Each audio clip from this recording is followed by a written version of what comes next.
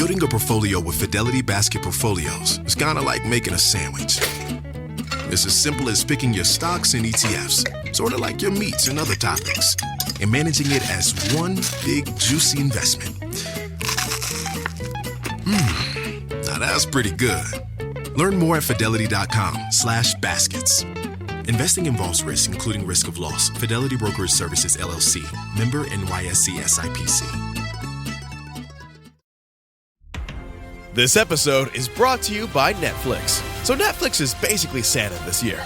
2 NFL games on Christmas Day, streaming live. At 1 p.m. Eastern, it's Cowboys, Commanders. Then at 4:30, you've got Lions, Vikings. Midwest football, playoff stakes, and probably some snow. Watching holiday football is a tradition the whole family can enjoy.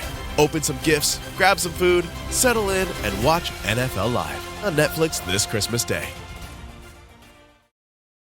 agenciadepodcast.com.br. The who's down in Who Newville were making their list, but some didn't know Walmart has the best brands for their gifts. What about toys? Do they have brands kids have been wanting all year? Yep, Barbie, Tony's, and Lego. Gifts that will make them all cheer. Do you mean they have all the brands I adore? They have Nintendo, Nespresso, Apple, and more. What about... So the Who answered questions from friends till they were blue. Each one listened and shouted, from Walmart? Who knew? Shop gifts from top brands for everyone on your list in the Walmart app. Here's my 30-second story with Guinness. As soon as my sister and I get home for the holidays, we don't even unpack. We head straight to our pub. The bartender already knows our order, Guinness and fries. We laugh all night, catch up with old friends, and walk home with faces sore from smiling. It's one of my favorite nights of the year. That was my 30-second story with Guinness. Guinness Draft Stout. Please enjoy responsibly. Imported by Diageo Beer Company, USA, New York, New York.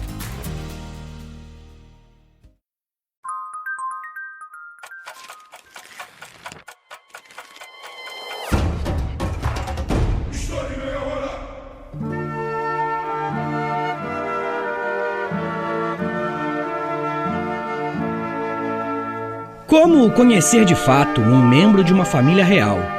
Até que ponto os debates modernos podem mudar a imagem de um personagem histórico? Essas são apenas algumas perguntas que podemos nos fazer quando estudamos com mais atenção a biografia da Princesa Isabel, filha de Dom Pedro II. O meu objetivo com esse episódio é fazer um panorama da sua vida, intercalando com a história do próprio Brasil. Como sempre, eu quero lembrá-los que eu uso fontes e autores confiáveis que você pode e deve consultar na descrição do episódio. Primeiramente, temos que entender que a história da Princesa Isabel começa dentro de um ambiente muito particular, que é o círculo íntimo da corte do Segundo Reinado. Ela nasceu no dia 29 de julho de 1846, no Rio de Janeiro, como a segunda filha de Dom Pedro II e a imperatriz Teresa Cristina. A família imperial brasileira tinha um grande apego à educação, ao estudo e à disciplina intelectual. Aqui no História em Meia Hora, temos uma biografia tanto do Dom Pedro I quanto do Dom Pedro II, e vemos que isso já era um padrão. Desde pequena, a Isabel foi criada dentro de uma rotina rígida de estudos. A infância da princesa foi tranquila e protegida, mas também muito moldada pela figura do pai. Dom Pedro II tratava as duas filhas, tanto Isabel quanto Leopoldina, mais como duas discípulas do que como crianças de fato. Aos 5 anos, a Isabel já tinha um tutor formal. Aos 10, estudava com professores europeus trazidos para acompanhar a sua formação. Ela aprendia francês, inglês, alemão, italiano e latim, e estudava história, geografia, literatura, religião e música. Toda essa educação tinha um objetivo claro, que era prepará-la para assumir o trono do Brasil. Além da influência intelectual do pai, a Isabel cresceu em um ambiente marcado por uma religiosidade bem forte. A mãe, Teresa Cristina, era devota e transmitiu essa característica à filha. A religiosidade da princesa a acompanharia por toda a vida e moldaria as suas decisões adultas, principalmente no que diz respeito à questão da escravidão. Durante a juventude, Isabel teve contato constante com ideias europeias. A corte brasileira, apesar de estar na América do Sul, mantinha forte diálogo com modelos culturais franceses e britânicos. Em 1864, a princesa viajou à Europa, onde visitou museus, teatros, instituições científicas e universidades. Lá, ela também conheceu práticas políticas modernas, debates intelectuais e discussões sobre escravidão, industrialização e liberdade. Essa viagem marcou a sua visão de mundo. Ela viu que a escravidão estava extinta nas principais nações europeias e que, aos olhos estrangeiros, o Brasil parecia atrasado por manter um sistema escravista tão profundo. Foi na Europa que a Isabel conheceu seu futuro marido, o Gaston d'Orléans, o Conde d'Eu, membro da família real francesa. O casamento, celebrado em 1864, foi arranjado politicamente, mas se transformou em uma relação estável e afetuosa. Gaston era militar, disciplinado e alinhado aos valores monárquicos europeus. Sua presença aumentou ainda mais o contato de Isabel com ideais modernos e com as tensões políticas daquele momento lá na Europa. A princesa cresceu cercada por debates sobre o papel da monarquia e a função do Estado. Isso porque, no Brasil do século XIX, o trono ainda era uma instituição central da estabilidade política. Dom Pedro II participava ativamente do governo. Ele escolhia ministros, arbitrava conflitos e representava a unidade da nação. A herdeira deveria ser preparada para manter essa estrutura. Mas a sua formação não foi apenas teórica. Desde cedo, a Isabel foi treinada para observar reuniões, analisar relatórios e discutir questões públicas com o pai. Ao mesmo tempo, Isabel vivia isolada das tensões sociais que movimentavam o país. Sendo da corte, ela raramente teve contato direto com pessoas escravizadas, apesar de viver em uma sociedade onde a escravidão era estrutural. A educação da princesa sobre essa questão vinha de leituras, debates intelectuais e da forte condenação religiosa à escravidão que estava presente no círculo católico que ela frequentava. Essa distância física e social entre Isabel e a realidade da escravidão brasileira seria importante para entender mais tarde a forma como ela se posicionaria politicamente. Isabel também cresceu em um ambiente marcado pelas ausências. Seu irmão Afonso morreu ainda bebê, a transformando na herdeira do trono desde muito cedo. Isso reforçou expectativas sobre ela. Apesar dessa responsabilidade, a sua infância foi protegida. Outro elemento importante foi a relação de Isabel com a maternidade. Ela enfrentou grandes dificuldades para ter filhos e sofreu abortos espontâneos nas primeiras décadas da vida adulta. Essa longa espera gerou insegurança dentro da corte, porque a sucessão do trono dependia da capacidade da princesa de gerar um herdeiro. Quando finalmente teve seus 3 filhos, a maternidade se tornou parte central da sua identidade. Mas esses desafios também impactaram a sua saúde, o seu humor e a sua dedicação à política. Ela passou parte da vida adulta dividida entre a função de herdeira e o papel de mãe. Bem, é claro que, para entender o seu desenvolvimento, a gente precisa olhar para o próprio Brasil, mais especificamente para o Segundo Reinado. Como você já bem sabe, já que você é um ouvinte do História em Meia Hora, a economia brasileira era totalmente sustentada no café, tornando o Brasil um dos maiores exportadores do mundo. Essa riqueza era feita a partir da mão de obra escrava que, desde os anos de 1850, passou a ser cada vez mais questionada com a Lei Eusébio de Queiroz, que proibiu o tráfico transatlântico de pessoas. A segunda metade do século XIX foi marcada pela força crescente das ideias abolicionistas. Jornais, associações, clubes literários e movimentos populares passaram a questionar a legitimidade da escravidão. Os escravizados reagiam diretamente, fugindo, formando quilombos urbanos, ocupando ruas e exigindo liberdade. O movimento abolicionista era plural, composto por negros libertos, estudantes, jornalistas, mulheres ativistas e políticos dissidentes. Essa força popular colocou o império diante de um dilema: manter o sistema para satisfazer a elite escravista ou atender às demandas de um movimento social que estava em expansão. Esse era o Brasil que rodeava a princesa Isabel enquanto ela crescia, enquanto ela se preparava para assumir funções políticas. Não era um país coeso, mas um país dividido entre tradição e mudança. A monarquia tentava conciliar interesses opostos, mas se desgastava a cada década. Dom Pedro II era respeitado, mas envelhecia. O Brasil rural, escravista e patriarcal começava a se chocar com um mundo cada vez mais conectado, industrializado e abolicionista.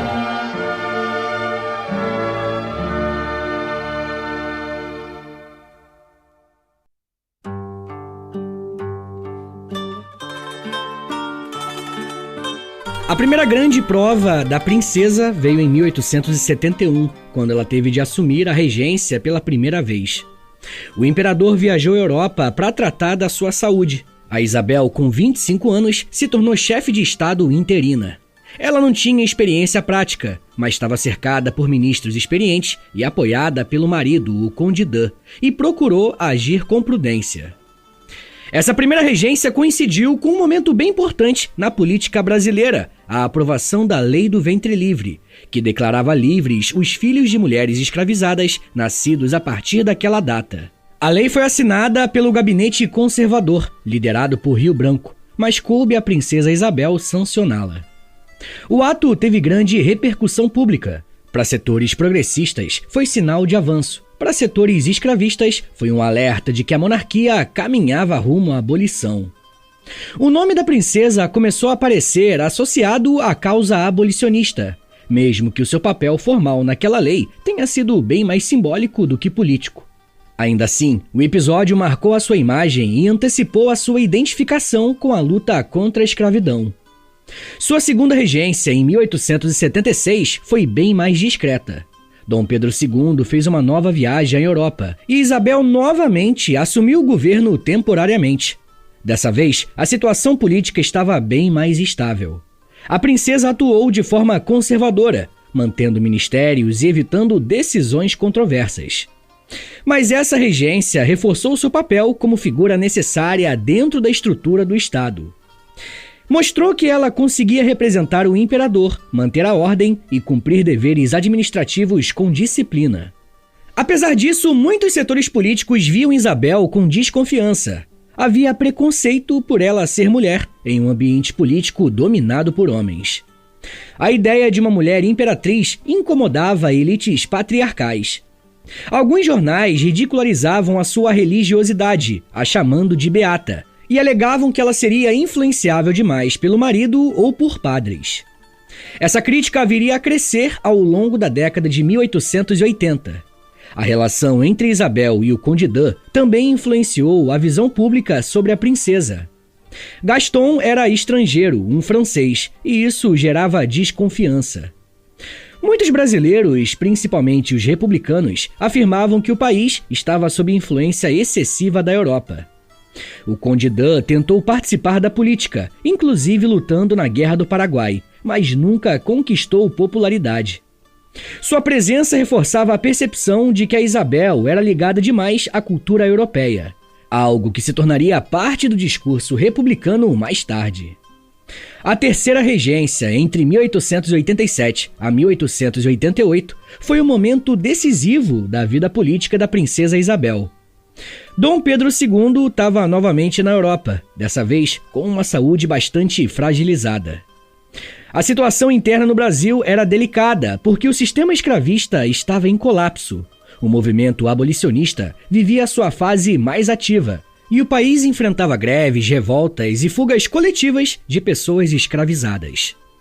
As cidades registravam crescentes mobilizações populares. O Rio de Janeiro, então capital do Brasil, era palco de grandes manifestações, articulações políticas e ações diretas de abolicionistas radicais, como José do Patrocínio e André Rebouças. No meio dessa crise, Isabel se viu diante de uma escolha decisiva: manter o sistema escravista, atendendo à elite que sustentava a monarquia, ou assumir uma postura mais firme em defesa da abolição. Essa escolha moldaria sua imagem pública para sempre. Desde a década de 1870, a Isabel demonstrava uma simpatia pela causa abolicionista. Suas cartas pessoais revelavam preocupação cristã com o sofrimento dos escravizados. A influência da sua mãe e o convívio com intelectuais abolicionistas também pesaram bastante. Porém, até a década de 1880, Isabel não atuou como liderança política ativa na abolição da escravidão. Suas decisões eram mediadas pelo gabinete e pelo próprio imperador, que preferia reformas graduais para não desagradar as elites. Em 1887, o cenário mudou completamente. Manifestações cresciam e tropas militares se recusavam a capturar escravizados fugitivos. Cada ação repressiva gerava uma reação ainda maior. Pessoas escravizadas da parte urbana paralisavam serviços essenciais. Isabel, agora regente efetiva, percebeu que o país caminhava para uma ruptura. Seu papel nesse momento foi o de articular, junto ao gabinete de João Alfredo, uma solução definitiva. O governo, que estava pressionado pela opinião pública, apresentou ao parlamento o projeto de abolição total e imediata, sem indenizações. Essa decisão, para a época radical, provocou um choque entre proprietários escravistas, que na época esperavam compensações financeiras. A princesa acompanhava diretamente as discussões no legislativo. Mesmo que não participasse dos debates, ela recebia relatórios constantes, conversava com ministros e acompanhava jornais.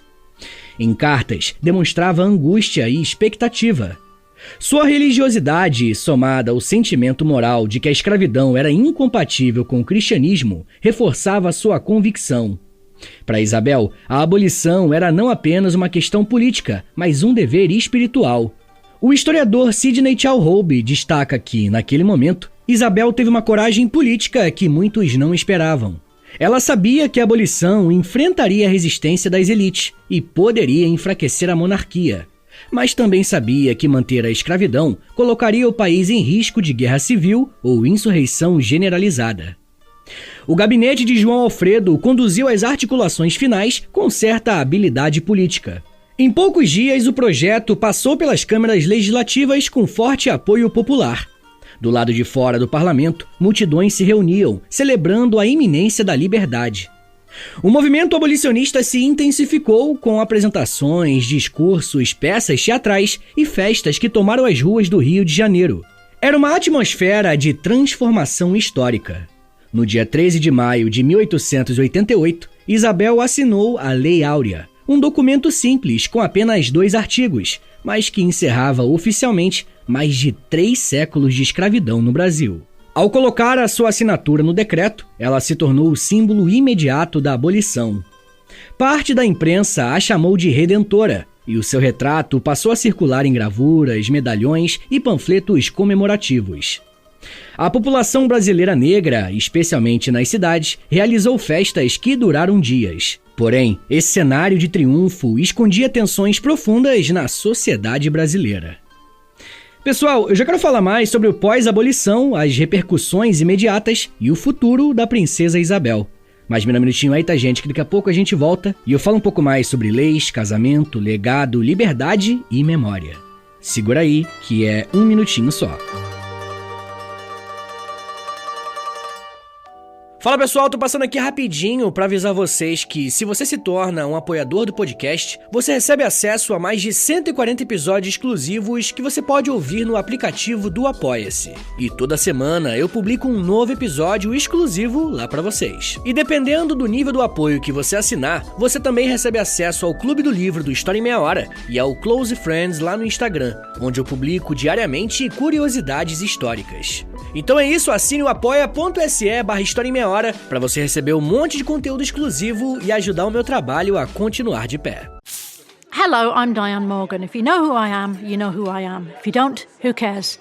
I'm here to explain Italian Time, a holiday phenomenon where Italians throw away their clocks and gather for eternity with San Pellegrino.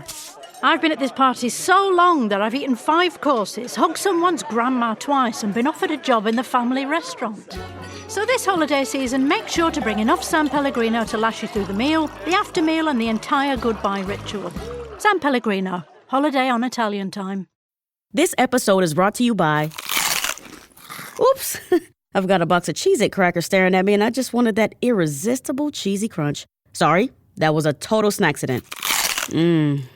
What was I supposed to be talking about? So salty, so crunchy, so cheesy. Whoops, lost my train of thought. I've heard of brain freeze, but brain cheese? I'll just have one more Cheez-It cracker, and then I'll get back to it.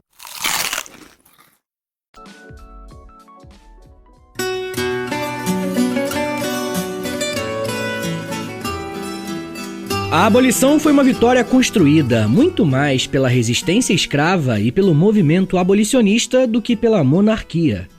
Escravizados que fugiam, quilombos urbanos que se multiplicavam, ativistas que libertavam pessoas à forças, jornalistas que incendiavam debate, tudo isso colocou a monarquia contra a parede. Isabel assinou a lei quando a abolição já era irreversível.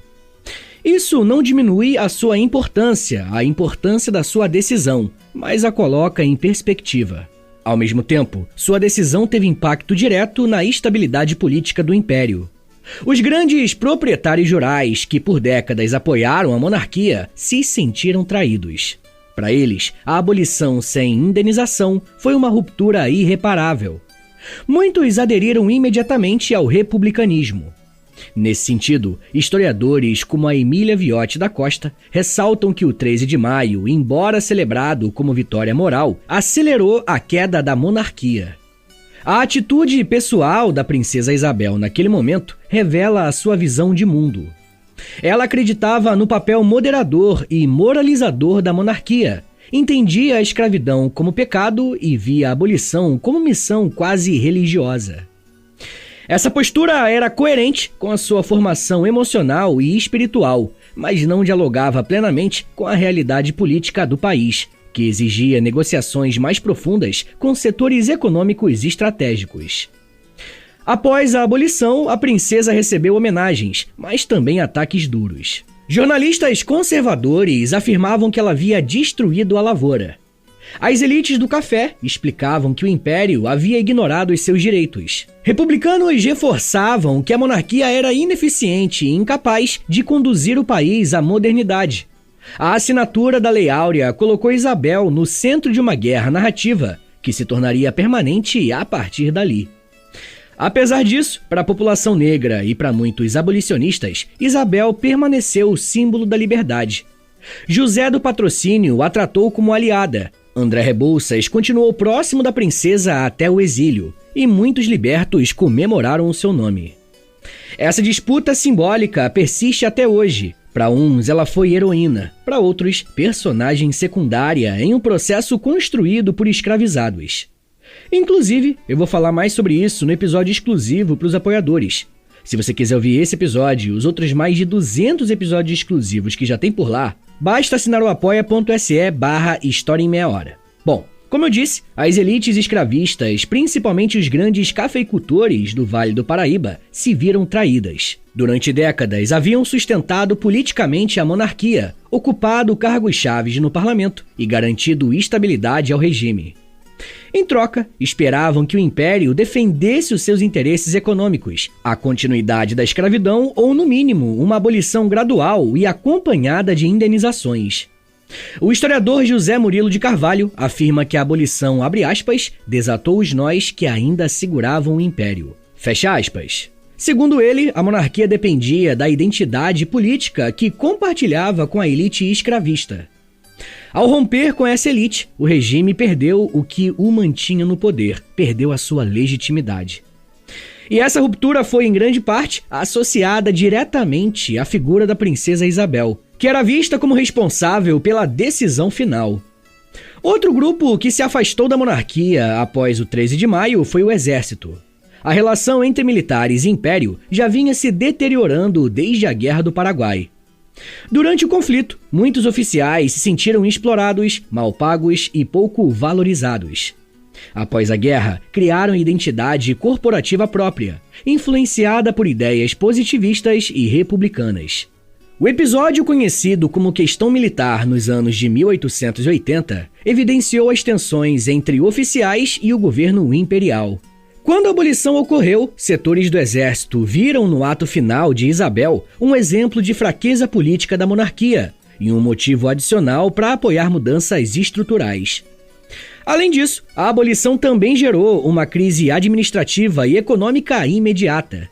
Muitos proprietários se recusaram a adaptar o seu modelo de produção ao trabalho livre.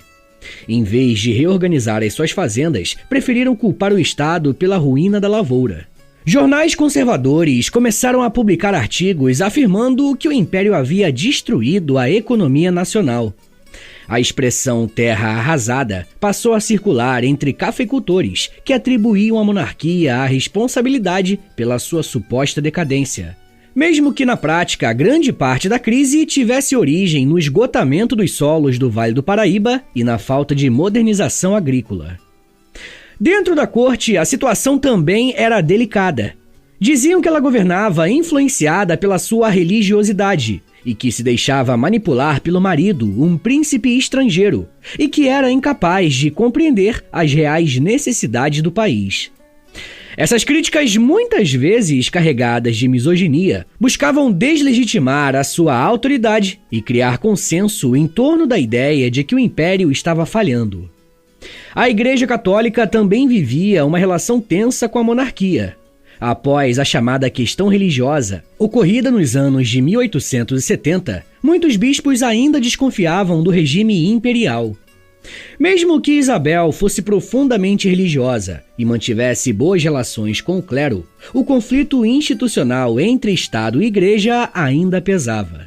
A abolição aproximou parte do clero à princesa, já que muitos padres também defendiam a liberdade como um princípio cristão. Mas isso não compensou o desgaste político que se espalhava por outras frentes.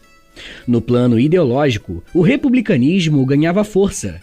Jornalistas, professores, militares e membros da classe média urbana passaram a enxergar o sistema imperial como um modelo ultrapassado, incapaz de conduzir o Brasil à modernidade.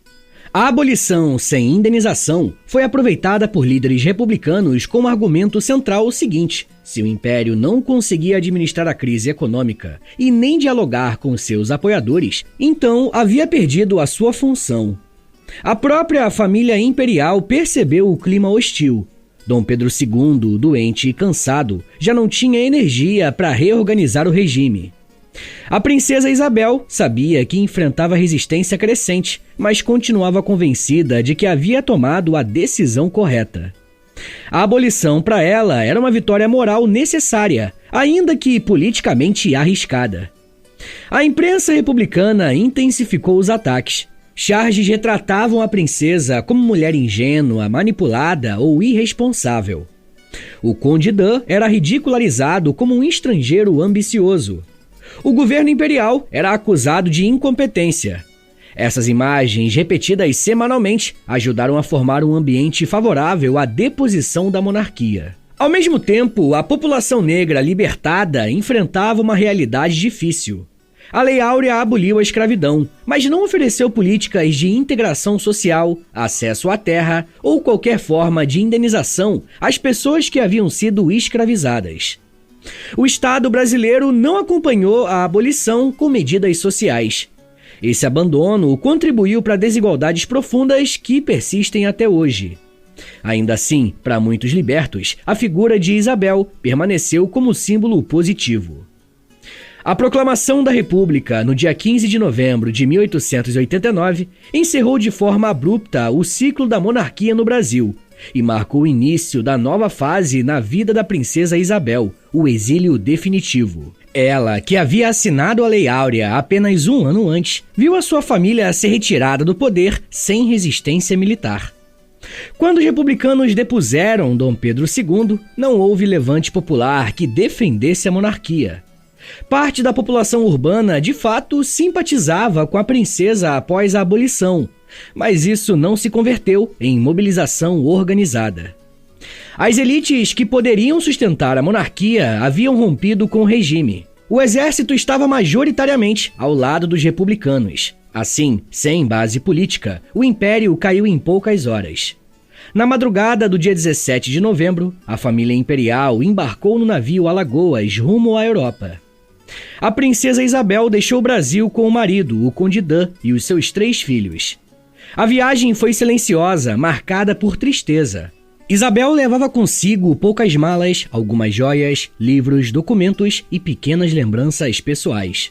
Não pôde levar bens ou propriedades. A nova república havia confiscado grande parte dos bens da família imperial, alegando que pertenciam ao Estado. A própria lei de banimento determinava que nenhum membro da antiga família real poderia retornar ao Brasil sob pena de prisão. Ao chegar a Lisboa, a família foi recebida com respeito, mas não com entusiasmo político. O governo português ofereceu acolhimento, porém a princesa e o Conde d'Eu decidiram se estabelecer na França, onde tinham familiares e melhores condições para reorganizar a vida. Instalaram-se inicialmente em Versalhes e depois foram para a residência no Castelo d'Eu, propriedade da família Orleans. Esse castelo se tornaria o centro da vida da princesa durante os quase 40 anos seguintes. O exílio transformou profundamente a vida de Isabel. Pela primeira vez, ela viveu sem deveres políticos formais e sem a rotina rígida da corte brasileira. Mas isso não significou tranquilidade completa. A princesa sentia a perda do Brasil de forma intensa, como mostram as suas cartas e anotações pessoais. Ela escrevia sobre a saudade da terra natal, das paisagens do Rio de Janeiro, das festas populares e até mesmo do clima tropical. Com o tempo, ela também passou a escrever sobre o sentimento persistente de injustiça. Ela acreditava que havia sido punida por fazer o que considerava moralmente certo, ou seja, abolir a escravidão. No exílio, Isabel manteve a vida religiosa ativa, se tornou ainda mais devota, intensificando o seu vínculo com instituições católicas. Participava de missas diárias, fazia doações a conventos, apoiava obras de caridade e mantinha contato frequente com religiosos que visitavam a família. Sua fé, que já era forte no Brasil, pareceu se tornar o seu principal pilar psicológico. Muitos contemporâneos relatavam que ela interpretava o exílio como prova espiritual, uma forma de aceitar a vontade divina. A vida familiar também ganhou nova dinâmica. Os seus filhos Pedro de Alcântara, Luís e Antônio cresceram na França, longe da realidade brasileira. Isso teria impacto profundo na própria continuidade da Casa Imperial. Anos depois, Isabel enfrentaria a crise interna quando seu filho mais velho, Pedro, renunciou ao título de herdeiro para se casar com uma mulher considerada sem nobreza suficiente pelos padrões dinásticos da época. Do ponto de vista político, Isabel não teve um papel ativo na tentativa de restaurar a monarquia. Diferentemente do seu marido, o Conde d'Eu, que se correspondia com monarquistas brasileiros e avaliava cenários de retorno, a princesa acreditava que o seu tempo político havia terminado. Mesmo assim, mantinha correspondência com amigos e simpatizantes no Brasil. Recebia cartas de antigos abolicionistas, como o próprio André Rebouças, que também se exilaram e viveram seus últimos anos em grande sofrimento emocional. Rebouças, em particular, nutria profunda admiração pela Isabel. Em suas cartas, a tratava como amiga e como símbolo moral da abolição, e a sua morte em 1898 abalou profundamente a princesa. Já na França, Isabel se dedicou também a causas sociais e beneficentes.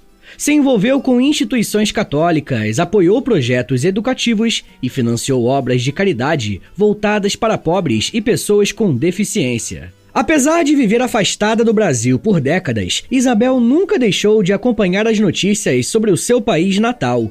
Lia jornais brasileiros, recebia relatórios enviados por amigos e se informava sobre crises políticas, como a Revolta da Armada e a Guerra de Canudos. A princesa tinha opinião crítica sobre a República, especialmente sobre a sua instabilidade inicial. Mas a sua crítica nunca se transformou em uma articulação concreta para tentar restaurar a monarquia. O golpe final para sua saúde emocional veio com a morte de Dom Pedro II em 1891, poucos anos após o exílio. O imperador faleceu em Paris, longe do país que governou por quase meio século. Isabel ficou profundamente abalada. A morte do pai marcou simbolicamente o fim definitivo do Império Brasileiro. A princesa passou dias recolhida, sem receber visitantes. A partir desse momento, sua vida se tornou ainda mais reclusa e introspectiva. Com o passar dos anos, Isabel sofreu problemas de saúde, incluindo dificuldades de locomoção. Mesmo debilitada, ela mantinha uma rotina de oração, leitura e pequenas administrações familiares. A família recebeu visitas de brasileiros monarquistas, religiosos e intelectuais que viam na princesa um símbolo histórico importante. Ela se tornou figura quase mítica, associada ao passado glorioso do Império e à luta moral contra a escravidão. Isabel Cristina Leopoldina Augusta Micaela Gabriela Rafaela Gonzaga de Bragança e Bourbon, o seu nome completo, faleceu em 1921, aos 75 anos, no Castelo d'Eu. Morreu longe do Brasil, que governou temporariamente, longe do país que a transformou em símbolo, longe da terra sobre a qual assinou o documento mais famoso da história nacional. Sua morte recebeu homenagens discretas na Europa, mas no Brasil teve uma repercussão maior, mobilizando monarquistas e ativistas que ainda a viam como figura moral relevante. Seus restos mortais só retornariam ao país décadas depois, já no século XX, quando o clima político permitiu a reaproximação simbólica com o passado imperial. Foi dessa forma que terminou a vida de uma mulher que marcou seu nome na história do Brasil. Pessoal, eu vou recomendar 3 episódios aqui do podcast, que você pode procurar aí no feed do História em Meia Hora, e eles vão servir de complemento para esse episódio que você acabou de ouvir, beleza? O primeiro episódio se chama Dom Pedro II, o segundo se chama Dom Pedro I, e o terceiro episódio se chama Movimento Abolicionista. Agora, bora fazer aquele resumão de 1 minutinho para você relembrar o que você aprendeu hoje. Vamos lá! Quando falamos na história da princesa Isabel, estamos falando da última herdeira do trono brasileiro e uma das figuras mais marcantes do final do período monárquico.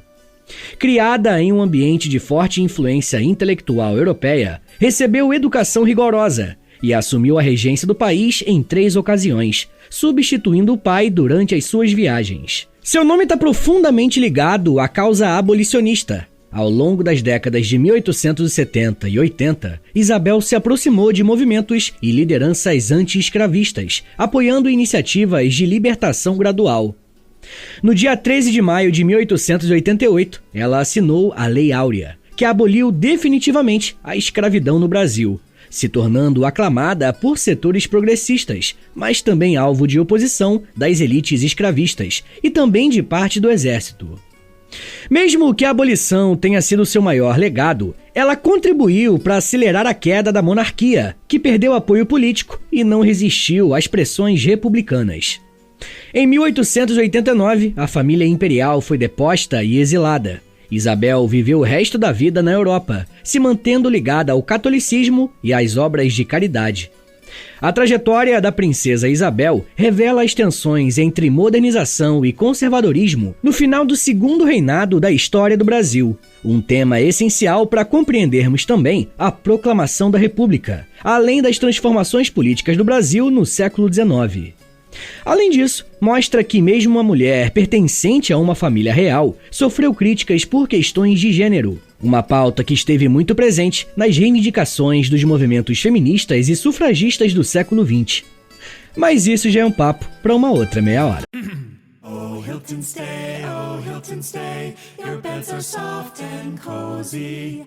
No lumpy couch, no stiff futon, no shower line at crack of dawn. Oh, Hilton stay, a holiday you're saving. When you want holiday comfort you can count on, it matters where you stay. This season, enjoy spacious, comfortable rooms and friendly service when you book with Hilton instead. Hilton for the stay. The McDonald's Snack Wrap is back. You brought it back! Ranch Snack Wrap. Spicy Snack Wrap. You broke the internet for a snack. Snack Wrap is back. Ba-da-ba-ba-ba.